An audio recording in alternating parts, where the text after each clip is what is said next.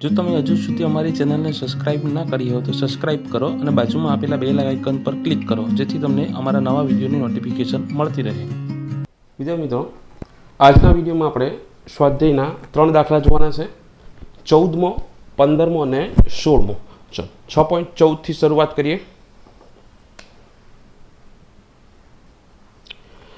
વાયુપાત્રમાં એક અણુ સમશીતોષ્ણ દિવાલને 200 મીટર પર સેકન્ડ જેટલી ઝડપથી લંબરૂપ સાથે 30 ડિગ્રીના ખૂણે અથડાય છે। તો એની ઝડપ કેટલી છે? 200 મીટર પર સેકન્ડ 30 ડિગ્રી ખૂણે અથડાય છે અને તેટલી ઝડપથી પાછો ફેંકાય છે। એટલે પ્રારંભિક અને અંતિમ ઝડપ બંને કેવી છે? સમાન છે। તો આ અથડામણમાં વેગમાનનું સંરક્ષણ થાય છે એવો ક્વેશ્ચન માર્ક છે અને અથડામણ સ્થિતિસ્થાપક છે કે અસ્થિતિસ્થાપક। હવે જો અથડામણ પહેલાનું કુલ વેગમાન, અથડામણ પછીનું કુલ વેગમાન અચળ સમાન થતું હોય તો વેગમાનનું સંરક્ષણ થાય છે, બાકી વેગમાનનું સંરક્ષણ થતું નથી। તો આ ધારો કે આ વાયુપાત્રની દિવાલ છે, અહીંયાથી કોઈ કણ આવી અને અહીંયા અથડાય છે ત્યારે એનો પ્રારંભિક વેગ u છે અને ખૂણો કેટલો બનાવે છે? 30 ડિગ્રી અને તેટલી ઝડપથી પાછો જાય છે તો એ ખૂણો પણ કેટલો હશે? 30 જ હશે, બરાબર। એની અંતિમ ઝડપ v। હવે જે કણ અથડાય છે તેનું દળ હું સ્મોલ m લઈ લઉં અને આ જે દિવાલ છે તેનું કેપિટલ M લઈ લઉં, કેમ કે બે પદાર્થ વચ્ચે અથડામણ થશે, કણ વચ્ચે અને દિવાલ વચ્ચે, આ સ્મોલ m અને કેપિટલ M। હવે આ જે કણ ખરો તેનું મારે પ્રારંભિક વેગમાન શોધો। અત્યારે એનો જે વેગ છે તે xy સમતલમાં છે, માટે એના બે ઘટક મળે, x ઘટક અને y ઘટક। તો આને હું વેગનું ઉપર લંબાવું, બરાબર, તો આ એનો પ્રારંભિક વેગની દિશા થશે અને આ ખૂણો 30 હોય તો આ પણ કેટલો થશે? 30 અને આ u, તો એના બે ઘટક મળશે। વેગમાન p બરાબર શું થાય? p બરાબર m ઇન્ટુ v, એટલે કે દળ ગુણ્યા વેગ। તો પ્રારંભિક વેગમાન એટલે અથડામણ પહેલાનું વેગમાન p1 ઇઝ ઇક્વલ ટુ શું થશે? દળ ગુણ્યા વેગ, એટલે m ઇન્ટુ u p1 સદીશ બરાબર। પરંતુ આ જે ખરું તેના બે ઘટક મળશે, x ઘટક અને y ઘટક। તો તેનો x ઘટક કેટલો થશે? x ઘટક એટલે મૂલ્ય ગુણ્યા cos થીટા, કેમ કે x અક્ષ સાથે ખૂણો બનાવે છે અને અહીંયા શું હશે? મૂલ્ય ગુણ્યા sin થીટા, એટલે આ ઘટક શું થશે? mu cos 30, mu cos 30 degree. હવે m તો એમ જ રહેવા દઈએ, આપણે ધારેલા છે। u કેટલા છે? 200 અને cos 30 ની કિંમત કેટલી થશે? cos 30 = √3/2 અને 200 ભાગ્યા 2 એટલે કેટલા થશે? 100, એટલે શું આવશે? 100 √3 ઇન્ટુ m। એમ હવે મીટર નથી, બરાબર, એનું દળ છે અને આ ઘટક x ઘટક મળી ગયો। હવે એનો y ઘટક શોધીએ તો y ઘટક એટલે શું થશે? મૂલ્ય ગુણ્યા sin થીટા, તો mu sin 30 degree, m u પાછા કેટલા? 200 અને sin 30 ની કિંમત પણ કેટલી થાય? √3/2, સોરી 1/2। તો 100 ભાગ્યા 2 એટલે 200 ભાગ્યા 2 એટલે 100 અને m, તો એનો y ઘટક મળી ગયો પ્રારંભિક વેગમાનનો। હવે અંતિમ વેગમાન, હવે પ્રારંભિક કુલ વેગમાન એટલે આ જે અણુ છે તેનું વેગમાન વત્તા દિવાલનું વેગમાન, પણ દિવાલ તો કેવી છે? સ્થિર રહેશે, માટે એનો વેગ 0, માટે દિવાલનું વેગમાન કેવું થઈ જાય? 0। એટલે ખાલી કોનું વેગમાન મળશે? અણુનું જ મળશે। અંતિમ વેગમાન પણ અથડામણ પછી પણ દિવાલને કોઈ અસર થતી નથી, માટે અથડામણ પછી પણ કોનું વેગમાન મળશે? માત્ર આ જે અણુ છે તેનું। તો અંતિમ વેગમાન p2 ઇઝ ઇક્વલ ટુ શું થાય? દળ ગુણ્યા અંતિમ વેગ v છે। હવે તેના પણ બે ઘટક મળશે, x અને y ઘટક। તો x ઘટક શું થશે? અથડામણ પછી અહીંયા જાય છે તો અહીંયા ઉગમ બિંદુ લઈ લઈએ તો તેની સાથે 30 ડિગ્રીનો ખૂણો બનાવે, તો x અક્ષ સાથે 30 ડિગ્રીનો ખૂણો બનાવે તો એનો x ઘટક કેટલો થશે? mv cos 30 degree, m v કેટલા? 200 અને cos 30 કેટલા થશે? √3/2, અહીંયા 100 એટલે કેટલા થશે? 100 √3m અને તેનો y ઘટક શોધીએ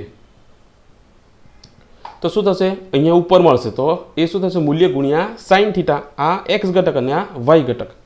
તો mv sin કેટલા ડિગ્રી? 30 ડિગ્રી, તો mv 200 અને sin 30 1/2 એટલે કેટલા થશે? 100m। તો હવે તમે જોઈ શકો અથડામણ પહેલા વેગમાનનો x ઘટક અને અથડામણ પછીનો x ઘટક બંને કેવા છે? સમાન છે।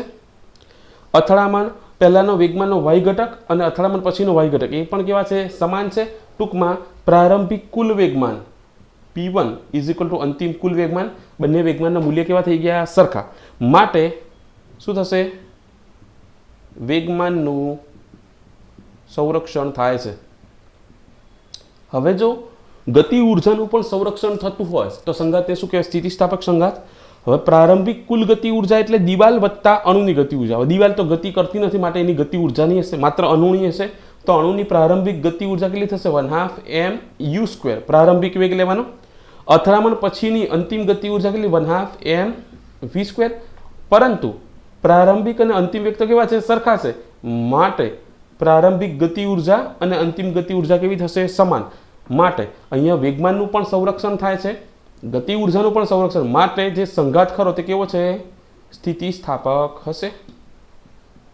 તો આ સંઘાત કેવો થશે? સ્થિતિસ્થાપક અને વેગમાનનું સંરક્ષણ થાય છે. હવે જોઈએ નેક્સ્ટ 15મો દાખલાની રકમ જોઈએ. એક બિલ્ડિંગના ગ્રાઉન્ડ ફ્લોર પર રહેલ પંપ એટલે કે મોટર 30 મીટર ક્યુબ કદની ટાંકીને, એટલે કદ આપેલું છે 30 મીટર ક્યુબ, 15 મિનિટમાં ભરી શકે છે. એટલે સમય 15 મિનિટ. એને સેકન્ડમાં ફેરવું તો શું થશે? 15 × 60 સેકન્ડ ને 15 × 90 એટલે 900 સેકન્ડ.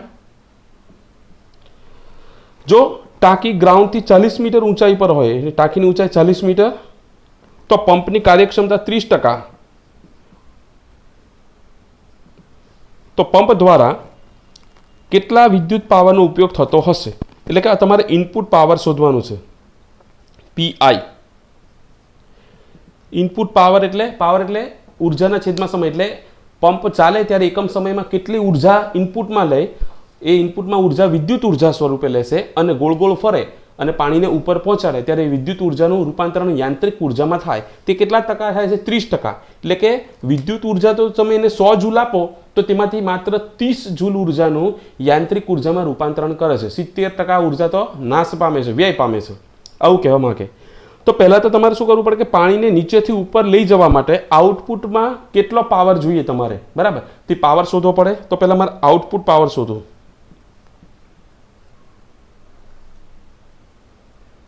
કે પાણી ઉપર ચડાવવા કેટલા પાવરની જરૂર પડે? તો આઉટપુટ પાવર PO બરાબર શું થાય? પાવર બરાબર કાર્યના છેદમાં સમય. એકમ સમયમાં થતા કાર્યને પાવર કહેવાય. તો પાણીને નીચેથી ઉપર લઈ જવા માટે કેટલું કાર્ય કરવું પડે? કોઈ પણ પાણી અથવા તો પદાર્થને નીચેથી ઉપર લઈ જવા માટે જે કાર્ય કરવું પડે તે તેમાં સ્થિતિ ઉર્જા સ્વરૂપે સંગ્રહ પામે.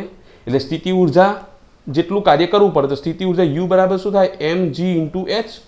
h ઊંચાઈ પર પદાર્થની સ્થિતિ ઉર્જા, પાણી નીચેથી h ઊંચાઈ પર લઈ જવાનું છે માટે mgh કાર્ય કરવું પડે અને એના માટે લાગતો સમય કેટલો છે? t. માટે આઉટપુટ પાવર m. હવે m કેવી રીતના શોધશું? હવે ટાંકીનું કદ આપેલું છે. હવે ટાંકીની અંદર પાણી જે ભરે છે, પાણીની ઘનતા કેટલી આવે? 1000. તો ઘનતા બરાબર શું થાય? દળ ભાગ્યા કદ. માટે મારે દળની જરૂર છે. દળ બરાબર શું થાય? ρ × v આટલું થશે. તો m ની જગ્યાએ શું મૂકવું? ρ × v. માટે PO m ની જગ્યાએ ρ × v. પછી બાકી શું રહી ગયું? GH અને અપોન T. ρની કિંમત કેટલી? પાણીની ઘનતા 1000 એટલે 10⁻³ કદ કેટલું? 30, G 9.8, H 40 અને સમય કેટલો છે? 900. તો 30 × 9.8 × 40 એના ભાગ્યા 900. તે જવાબ આવશે 13.06. 13.066 ગુણ્યા 10⁻³ વોટ. પાવરનો એકમ શું આવે? વોટ. આટલો આઉટપુટ પાવર છે. હવે એની કાર્યક્ષમતા આપેલી છે અને ઇનપુટ પાવર શોધવાનો છે. તો કોઈ પણ પદાર્થની કાર્યક્ષમતા બરાબર શું થાય? કાર્યક્ષમતા બરાબર આઉટપુટના છેદમાં ઇનપુટ. એટલે આઉટપુટ પાવર ભાગ્યા ઇનપુટ પાવર. શું શોધવાનું છે આપણે? ઇનપુટ પાવર કે કેટલી ઉર્જા આપવી પડે. તો ઇનપુટ પાવર PI કરતા બનાવું તો શું થશે? PO ના છેદમાં ઈટા. હવે કાર્યક્ષમતા 30% છે. ટકાનો સિમ્બોલ લાવવો હોય તમારે તો શું કરવું? 100 વડે ભાગવા, પેલો શું કરે? ગુણવા પડે. અને ટકાનો સિમ્બોલ દૂર કરવો હોય તો શું કરવું પડે? 100 વડે ભાગવા પડે. એટલે 30 ને તમે 100 વડે ભાગો એટલે શું થશે? 0.3. તો PO કેટલા છે? 13.066 10⁻³ ભાગ્યા ઈટા કેટલા છે? 0.3.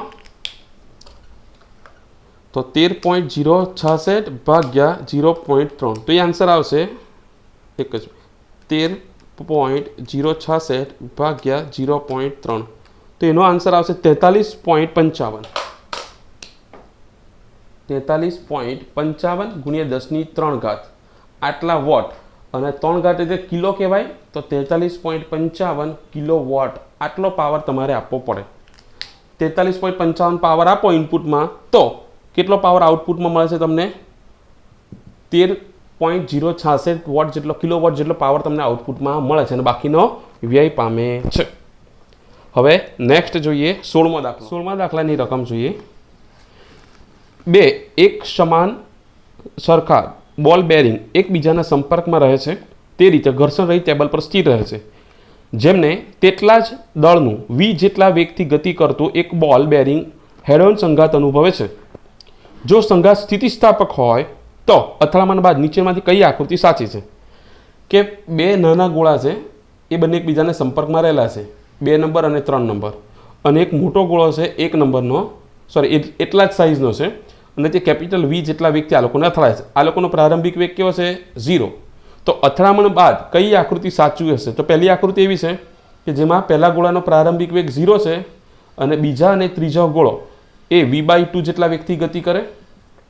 બીજી આકૃતિની અંદર પહેલો અને બીજો ગોળો સંપર્કમાં છે, અને આનો વેગ કેવો છે? 0, અને ત્રીજો એકલો ગતિ કરે છે, તેનો વેગ કેટલો છે? v.